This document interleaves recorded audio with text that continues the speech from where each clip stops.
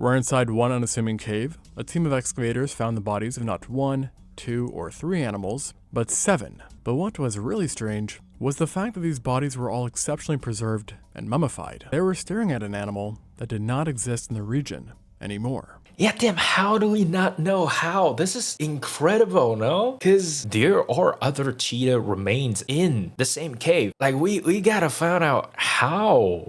There are certain things in nature that just give you a visceral feeling, in the sense that some things might give you a sense of inherent danger, for example, or mystery. It's like if you stumbled into an ice ravine or a dense, fog-shrouded jungle, there'd probably be a little bit more emotions going on than if you were, say, just standing in a grass field. Which I think is the result of instinct that were passed down by our ancestors, right? Like he said, it doesn't just apply to, say, predators or extreme environments. Even when you logically know that you are not in danger, you still feel that ominous feeling of your brain telling you, hey, maybe not? Yeah, it is also something that I find very interesting. And of all the things you can find in nature, I think one that always hits a bit different are caves. For some reason, just tickle the hairs of nearly every human in one way or another. And this includes, by the way, paleontologists and researchers. Just like how permafrost and tar pits are known for preserving some pretty crazy finds, so are caves. Oh. And they have played a monumental role in the field of science over the years. Wait, now, really? Just like anything in general, the discoveries made in caves vary widely in craziness.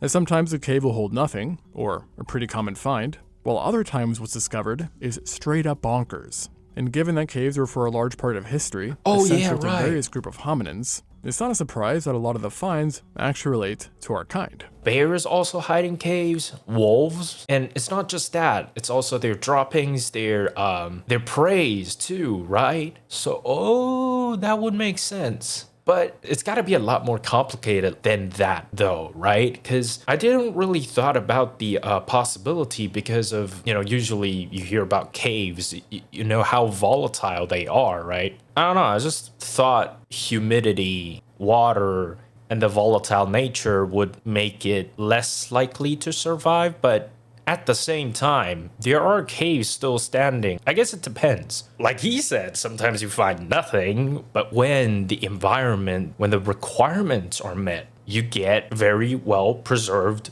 fossil evidence. Or at the very least, close relatives. And we've come to expect to find certain things in caves, cave like cave drawings, too. Human artifacts, and even remains. Yet, I do think it's unfair to just glaze primates only. And I want to instead shine more light on cave finds that are more inclusive, with the common denominator instead being that they are super rare and hard to believe. For example, there is a one-of-a-kind cave in Kentucky where paleontologists stumbled upon something that at first sounds almost impossible to have come from a cave. And that is sharks. Lots and lots of them.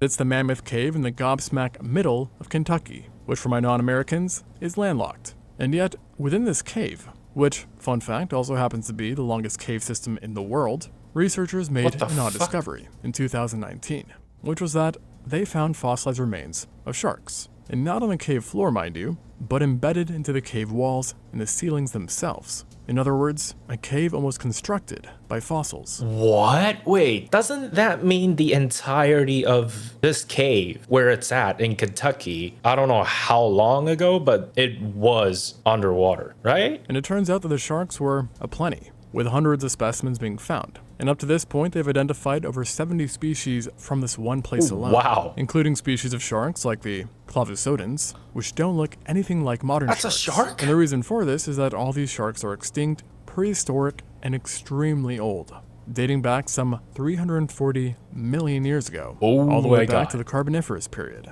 And this is also the first clue as to why there were sharks in a cave in Kentucky, as that far back the state was actually submerged in a warm shallow sea now referred to as the Mississippian Sea, which was unsurprisingly absolutely shark infested, and thus explaining their presence in the state. It preserved for that long? What's interesting is that the Mammoth Cave is not actually that old, with the system only forming about 10 million years ago. And so it's rather that it's the bedrock itself that is ancient. Thus, while this means that sharks were unfortunately not frequenting a massive underwater cave system, as far as we know of, it does reflect an environment that was unusually chock full of sharks. And even on top of the already described species, it was here that researchers also stumbled upon at least 4 new species of carboniferous sharks not known previously. And a big reason why it's early sharks that dominate this cave and not other fish is that the Carboniferous, despite being mainly known for insects, was in reality the golden age of sharks, as the group was experiencing extreme levels of diversity at the time. In fact, it was actually back then that they peaked, as since then, the number of shark families existing at any given point in time has been at a lower level, and thus hence, the golden age of sharks. And based on the cave's finding, it seems that this particular area was largely home to Catanacantiforms and Simoriforms, 2 separate but expansive groups of prehistoric sharks.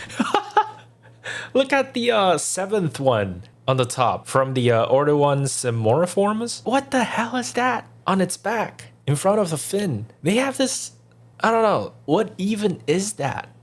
It's a weird looking fin. Look at the 8th one too. What the hell are these?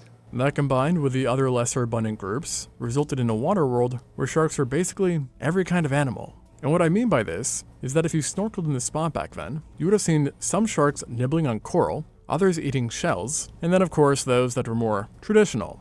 So in other words, it was sharks that were occupying pretty much every niche. And of course, since this cave is such an abundance of diversity, it should come as no shock that the big dog in these waters has also been found in the cave, and that was the genus Cyvidus, a large, great white-sized shark that was equipped with 7 big fins. Oh wait, that thing is massive. Holy shit. 7 fins? I mean, how do we know they look like this? If it really looks like this, it's pretty cool. 2 of which, by the way, had spikes on them, as well as hundreds of conical and cusped teeth in its jaws, which were designed to catch even the nimblest of prey, who were then often eaten whole.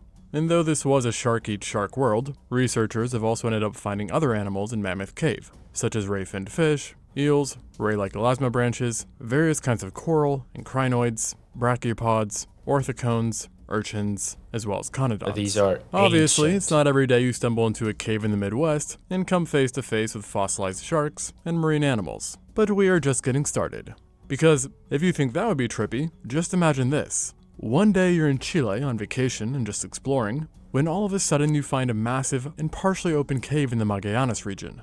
Being the intrigued adventurer you are, you enter. As you scour the walls and surroundings in the cave, you Okay, I'd say I like adventure. I've went out travel alone on a bike, heading to places that I've never been to before, sometimes pretty remote, not like the US, the EU type of remote, but pretty remote in our standards, where there's no human habitant. But whenever I see caves, I stay the fuck away from it, not me. Suddenly stumble and land into a pile of hardened balls and a mat full of skin and fur. Now, at first you may think you've landed on the shedding site of an animal, or perhaps someone just left their sitting rug behind, but no, the reality is stranger. You are actually now sitting on the skin and fur of an ancient extinct giant, and it's, poop. Now, this didn't actually happen to someone, per se, but it could have. Because in 1895, it was in this Chilean cave, dubbed Cueva del Milodon, that explorers found a seemingly fresh piece of skin, along with fur, and a lot of other stuff, including what seemed to be dry dung. Pretty cool, if you're into that kind of stuff. But the real discovery came years later, when these items were re-examined. And that's when we discovered that this material didn't belong to some random mammal, but a now extinct ground sloth. What the fuck one is that? of giant proportions, and that would be the Mylodon.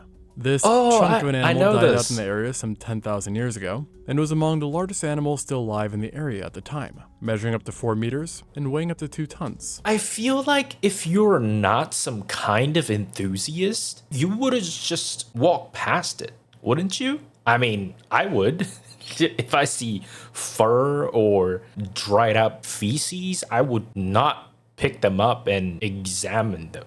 It's kind of like gemstones, right? Where a professional or an enthusiast might see a very valuable stone or formation that could contain certain minerals. To the untrained eye, they are just plain stones. So similar to that, I feel like I would have just walked past it. Now, it was just one member of the giant ground sloths, a sadly extinct group now, but which not so long ago was one of South America's most abundant megafaunal herbivores. While many members were browsers, using their tall stature to reach high up food, it's actually believed that the Mylodon was more of a grazer that fed almost exclusively on grass and sedges. Although interestingly, one study in 2021 did find some evidence that if they chose to be, Mylodons could actually appreciate some umami flavor, if you get my drift. So, like, being possibly omnivorous, omnivore? and could swing meat once in a while. Apparently, they also liked caves a lot, using them regularly as natural shelters, thus explaining the dung, which indicated that at least one individual was here for a long period of time. Well, then the skin might have actually been a sign that another died in this cave too. Whatever the case, just finding these things was extremely rare. Yeah, because how did I understand the poop? It just sat there and dried up and covered with sand, dust, whatever. But what about furs? And to find a full pelt that still looks fresh is absolutely bonkers, with the stable, cool climate of the cave having played a huge role in this excellent preservation. It was also so well preserved that it's actually from this pelt that humans, for the first time in history, derived real DNA from an extinct ancient animal, with this particular Mylodon being about 12 to 13,000 years old. That I don't know how it works, but that would be almost like a game changer, no? Because from DNA, wouldn't you be able to essentially reconstruct them, kinda? Maybe, I don't know. That would be cool though.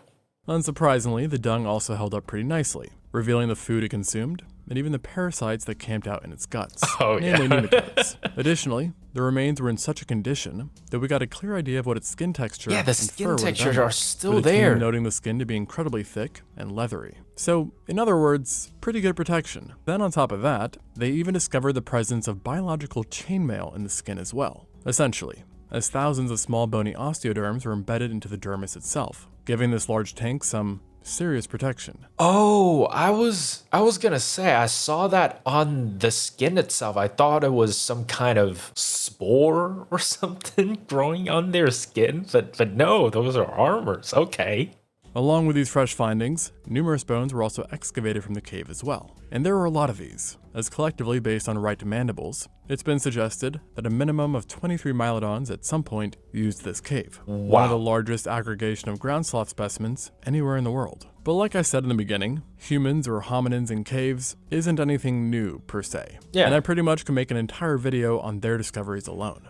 Though that said, I do have to show a little love to these discoveries, as some of it's been, well, seriously absurd. And one of the most crazy cave discoveries relating to our own kind was made in the Siberian region of Russia, where in a mountain cave in 2018, scientists came across a heap of human bone fragments, which included those of Neanderthals, modern humans, and then get this, something else. What? Amongst the collection was a seemingly insignificant pinky finger, belonging to a juvenile female. 2 years later, scientists decided to extract DNA from several of the fossils, pinky included, and what they found was a bit unexpected, as the DNA results showed this was not a sapien, Neanderthal, or any other known human species, instead being something brand new, a human species never known before, one that is now referred to as the Denisovans. Huh. We now know that this group of archaic humans lived across Asia from 200,000 to 32,000 years ago, and were Holy capable of an shit. extensive range of technology, with various stone tools being attributed to them. They're one of the few other Homo species that we definitely,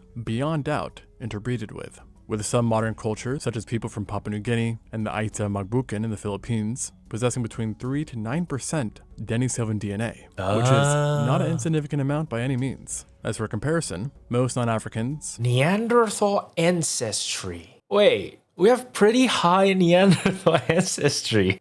Japan too. Across all East Asia, we have quite a lot compared to the others. Didn't know that. That's cool. only possess up to 2% Neanderthal DNA. It was also here in this cave that the world's oldest needle was found as well, dating back to 60,000 years that's ago. cool And in general, too. caves have been absolutely loaded with the oldest known types of man-made stuff. I feel like needles would mean that these humans are pretty advanced, no? Because think of the use of a needle. Like, what do you use them for? You don't need a needle for most primitive works like smashing, cutting, crushing, breaking, whatever, chipping. You don't need a needle. So for them to be able to make something that delicate as a tool, it's gotta be a pretty advanced group of people. Across the board, it's from them that we have found the oldest known sewn clothing, oldest human burial, oldest mythical creature depiction, oldest leather shoes, and even the oldest signs of winery. Whereas then on the flip side, other cave discoveries have just been pure luck and good old Mother Nature doing her thing. And one very specific process that can occur in caves at random, but is also something we humans have replicated in specificity, is mummification. Yeah, just like the ancient Egyptian mummies you are familiar with, caves can do something similar, though it is very rare, as the condition of the caves in which the animal dies has to be just right. I actually didn't knew it could occur naturally, because I thought, aren't the bodies of Egyptian pharaohs treated with chemicals? So, I wonder how it's possible, like naturally. Being very stable, but in some ways also very extreme, like being hyper-arid or super cold. And so understandably, such conditions are kind of like finding a needle in a haystack, or a needle in a cave. In other words, it happens very seldomly.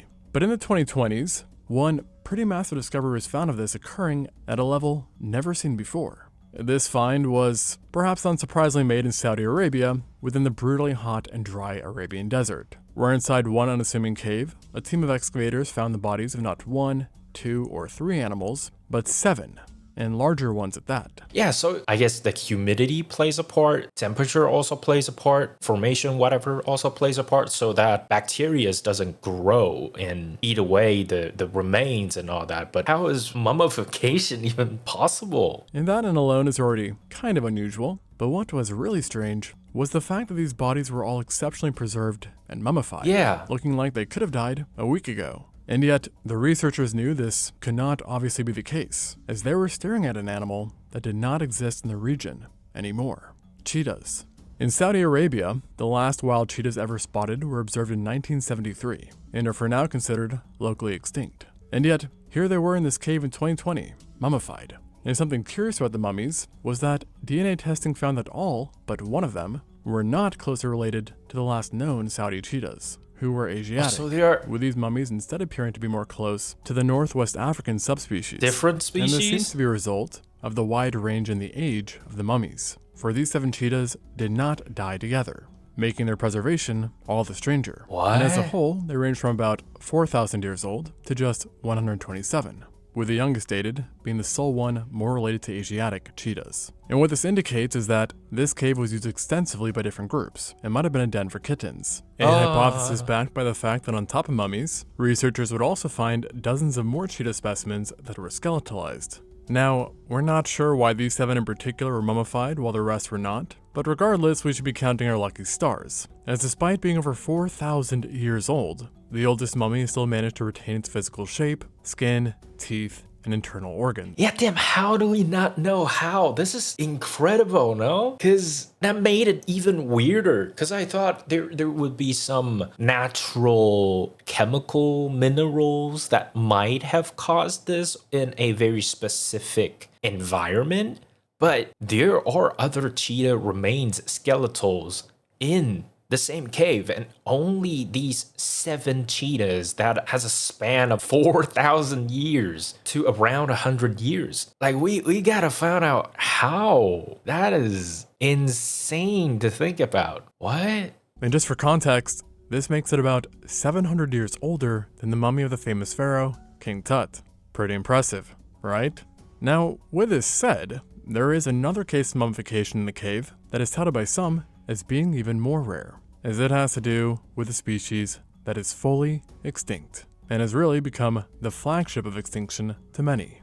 And that would be the Australian Thylacine, also known as the Tasmanian tiger. Wait, isn't there like rumors about this animal potentially still being alive in the deeper jungle of Papua New Guinea? I think that's what I heard. This was a one-of-a-kind animal, memorably looked a whole lot like some sort of strange dog or wolf, but is in reality an unrelated marsupial that at one point in history ranged from Australia to New Guinea and obviously included the island of Tasmania. It did leave evidence of its existence behind, be it through fossilized bones, indigenous artwork, trace footprints, etc., etc. The starkest piece of evidence, and the rarest, was located in Western Australia back in 1966, within, you guessed it, a cave. Specifically the massive Null Arbor cave system.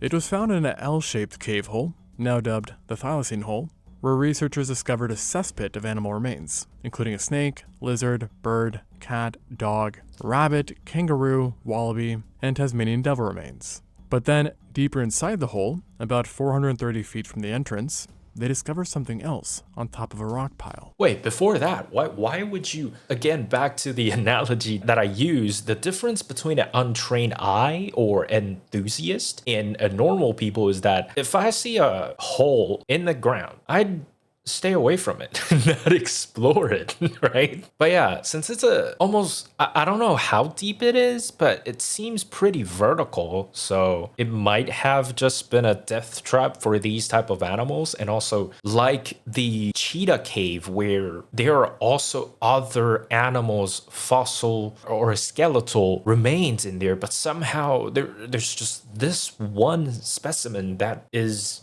mummified. We gotta find out how. And that was a deceased thylacine that had been completely mummified. The species was already considered extremely rare, or even extinct, worldwide at the time of the finding. So you can imagine their surprise when they found it, not to mention the fact that it looked like it died relatively recently, as it was almost perfectly preserved. I mean, its skin and coat was distinguishable, with even the pattern of dark bars in its fur still being present, It's while pretty its much tongue all and there. left eyeball remained nearly fully intact. And shockingly, the musk of decomposition still clung onto the deceased animal. So imagine the shock to everyone when dating on the mummy found it not to be a few months old, but rather a few thousand years old. What? Between 4,000 and 5,000 years old, to be exact. And this mummy allowed scientists for the first time to compare the soft tissue of ancient thylacines with modern ones, which was a big deal. And to this day, it was this cave specimen that is regarded as the best preserved ancient Yeah, because Tasmanian there's gotta tiger be ever differences, found. right? And there seems to be something going on with Australia's caves in general, as it's also in this continent that we've discovered what's been dubbed the king of cave finds overall, the Naracoorte caves. Located in southern Australia, this is actually a close-knit cluster of about 26 caves that are all contained within 3 square kilometers, and is responsible for some of the most fossil-rich sediment on Earth. This place started collecting specimens, you could say, roughly 500,000 years ago, during the Middle Pleistocene. At the time, the area was a natural death trap for Australia's Ice Age animals, as the cave was really a pitfall, having a hole in the ceiling. And so, understandably, scores of organisms fell victim to the cave's traps, until literally the sheer amount of dead animals and seeping sediment formed a massive cone that eventually plugged the hole about 15,000 years ago, sealing this one-of-a-kind time capsule until it would be rediscovered once more by us in the 20th century when it was finally excavated, revealing the jackpot within. And what's so staggering about Naracoorte is the sheer amount of remains. As over 35 years, more than 5,000 specimens have been dug up, representing over 140 types of animals. And yet, crazily, it's thought that this is less than 5% of what remains are buried, as there's approximately 5,000 tons of bone-rich sediment left, with some rough speculations suggesting that hundreds of thousands of animals remain in the cave. Another thing that makes the Naracoorte such an anomaly for its scale is that in many ways it's a snapshot of time, as unlike other sites where fossils remain but have been moved around by nature, those in Naracoorte are barely touched, with the animals still being in the same spot and position as they were when they died. That's crazy. So, essentially, if you could somehow take a picture of Naracoorte with some especially powerful X-ray, you'd basically get a pretty grim and grotesque image of a bunch of Ice Age animals in extreme duress. It's also known as a snapshot cave, as entire ecological communities are preserved here, both predators and prey, small and large animals. There's no discrimination. Given its time capsule-like nature, it's often been used to study how ecological changes, climate shifts, and extinctions have all impacted Australia's life. As if something determinate happened, it was ultimately reflected in what animals were falling into the pit. While then on top of that, the level of preservation of the specimens is also very unique, allowing us to study many extinct animals in great detail. And given that less than 5% of it has been explored, something tells me that Naracoorte's reputation will only continue to grow through the years. I mean, I feel like that's kind of grim, but it's so cool at the same time. But I guess, again, my biggest question would be just how are they mummifying those creatures? I'd really like to know how. Even for someone who's as uneducated as I am, I'm still very curious. Like, we gotta find out how that happened. But I guess this is another thing that you don't really think about until it is presented to you. Suddenly it all makes sense. But as always, the link to the original video will be down in the description. I hope you enjoyed the video. I'll see you next time.